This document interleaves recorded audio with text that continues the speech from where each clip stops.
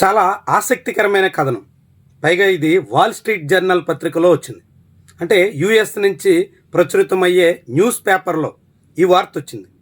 ఈ కథనం దేని గురించి అయ్యా అంటే డేటా సెంటర్ల గురించి. ఆంధ్రప్రదేశ్లో ఇటీవల వరుసగా వివిధ డేటా సెంటర్ల నిర్మాణం గురించి పెద్ద స్థాయిలో ప్రచారం చేసుకుంటున్నారు. గూగుల్, అదానీ కలిసి నిర్మించబోతున్నటువంటి డేటా సెంటర్ ఏపీకే ఒక గేమ్ చేంజర్ అన్నట్టుగా ప్రచారం చేస్తున్నారు. వైజాగ్లో జీనే గూగుల్గా మార్చేసి ఒక విదేశీ కార్పొరేట్ సంస్థ పేరుని ఆంధ్రప్రదేశ్లో ఒక పెద్ద నగరానికి తగిలించేసి ఘనంగా చెప్పుకునే ప్రయత్నం చేస్తున్నారు. ఆ తర్వాత మళ్ళీ ఇప్పుడు రిలయన్స్ డేటా సెంటర్ వస్తుందని, త్వరలో మళ్ళీ టీసీఎస్ వాళ్ళు డేటా సెంటర్ నిర్మించే యోచనలో ఉన్నారని, ఇలా రకరకాల డేటా సెంటర్ల ఏర్పాటు విషయం గురించి ఘనంగా ప్రచారం చేసుకుంటున్నటువంటి వేళ ఈ పత్రికలో వచ్చినటువంటి కథనం చంద్రబాబు సర్కారు గాలి తీసేసేలా కనిపిస్తోంది. ప్రభుత్వ ప్రచారానికి వాస్తవానికి ఎక్కడా పొంతనలేదు అని చెబుతోంది.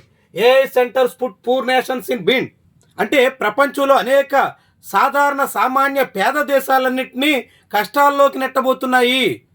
ఆ డేటా సెంటర్ల ఏర్పాటు పేరుతో వివిధ దేశాలు ఇస్తున్నటువంటి భారీ ఇన్సెంటివ్స్, భారీ రాయితీలు ఇవన్నీ కూడా ఆ దేశాలకి భారం కాబోతున్నాయి అంటూ అమెరికన్ మీడియా చెప్తోంది. విడ్డూరం ఏంటంటే అమెరికన్ కంపెనీలకి చంద్రబాబు $1 బిలియన్ మొత్తంలో రాయితీలు ఇవ్వడాన్ని అమెరికన్ మీడియా తప్పుపడుతుంది. ఎలాంటి తీరున ఈ కథనాలు ఉన్నాయో చూడండి. గూగుల్ ద్వారా ఆంధ్రప్రదేశ్ని ఉద్ధరించేస్తున్నాం అని చంద్రబాబు చెప్తుంటే అది ఉద్ధరణ కాదు, రాష్ట్రానికి పెనుభారం అని అమెరికన్ మీడియా అంటుంది. చాలా క్లియర్గా developing countries offer billions in incentives but లోకల్సే cost is too high.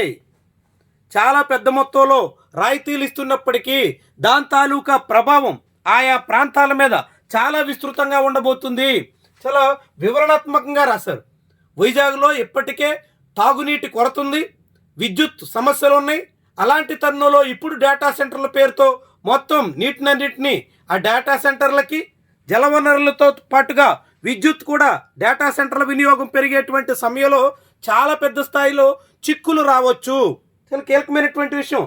US సహా వివిధ డెవలప్డ్ కంట్రీస్లో డేటా సెంటర్లను వ్యతిరేకిస్తున్నారు. దాంతో ఇప్పుడు డేటా సెంటర్ల ఏర్పాటు కోసం అన్ని కంపెనీలు వివిధ అభివృద్ధి చెందుతున్న దేశాల వైపు చూస్తున్నాయి.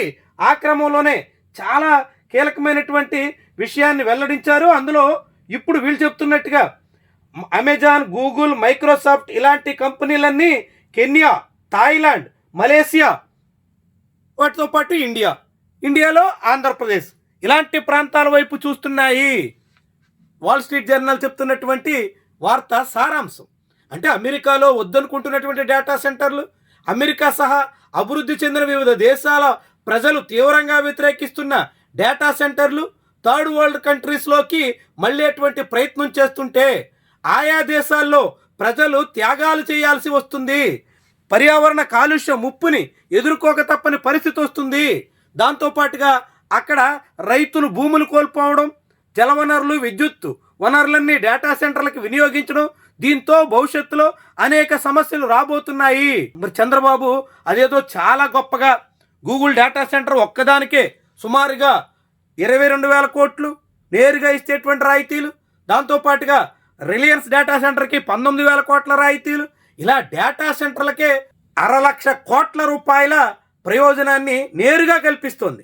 అంటే ఎంత పెద్ద మొత్తంలో ఆ కంపెనీలకి, అదానీ, రిలయన్స్ పేరుతో వస్తున్నటువంటి గూగుల్ ఇతర సంస్థలకి మేలు చేస్తుందో, దాని కారణంగా విశాఖ ఎలా నష్టపోబోతుందో, విశాఖలో రైతులు ఇతర సామాన్యుల జీవనం ఎలా గగనంగా మారబోతుందో, డేటా సెంటర్ల వల్ల అదనంగా దక్కే ప్రయోజనం చాలా తక్కువైతే నష్టం చాలా ఎక్కువగా ఉండబోతుంది అనేటువంటి తీరున అమెరికన్ మీడియా ఏ తీరున వార్తలు ఇస్తుందో వాల్ స్ట్రీట్ జర్నల్లో వచ్చినటువంటి ఈ కథను చూడొచ్చు.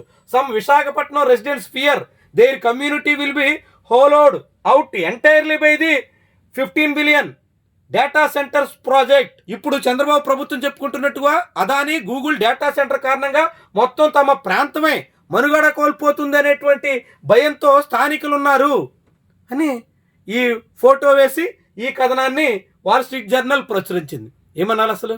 ఇంత తీవ్రమైనటువంటి పరిస్థితుల్లో డేటా సెంటర్ల గురించి ప్రపంచం ఈ రీతిన అమెరికా ఆ స్థాయిన గగ్గోలు పెడుతుంటే ఇక్కడ అదేదో చాలా ఘనకార్యంగా చాలా గొప్పగా డేటా సెంటర్లు తెస్తున్నట్టు, దానివల్ల విశాఖని ఉద్ధరిస్తున్నట్టు, విశాఖలో ఏదో జరగబోతున్నట్టు ఎలా చెప్పుకుంటారు అనే ప్రశ్నలు అయితే మరింతగా బలపడబోతున్నాయి.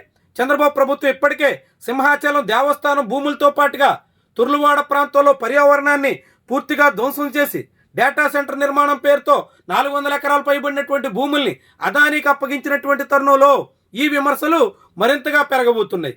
ఇప్పటికే జగన్మోహన్ రెడ్డి హయాంలో శంకుస్థాపన చేసిన అదానికి కాపులప్పాడ ప్రాంతంలో సుమారు 400 ఎకరాల భూమిని అప్పగించారు.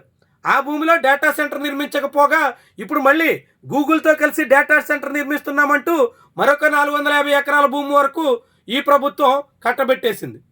ఇలా వందల ఎకరాల భూములు తీసుకుంటున్నటువంటి వాళ్ళు పర్యావరణాన్ని ధ్వంసం చేస్తూ అనేక రకాలుగా అక్కడ ఉన్నటువంటి పచ్చదనాన్ని నాశనం చేస్తూ తీవ్రమైనటువంటి ముప్పు తీసుకురాబోతున్నారు అన్నట్టు ఈ కథనాలు మనకి చాటుతున్నాయి. అయినా ఇదేమన్నా చంద్రబాబుకి చెవికెక్కేనా, కూటమి ప్రభుత్వానికి పట్టేనా, ఇదంతా మొత్తం రాష్ట్ర ఉద్ధరణ కోసమే అని చెప్తున్నటువంటి ప్రచారంలో డొల్లతనం వెల్లడవుతున్నా ఏమైనా పాఠం నేర్చుకునేనా?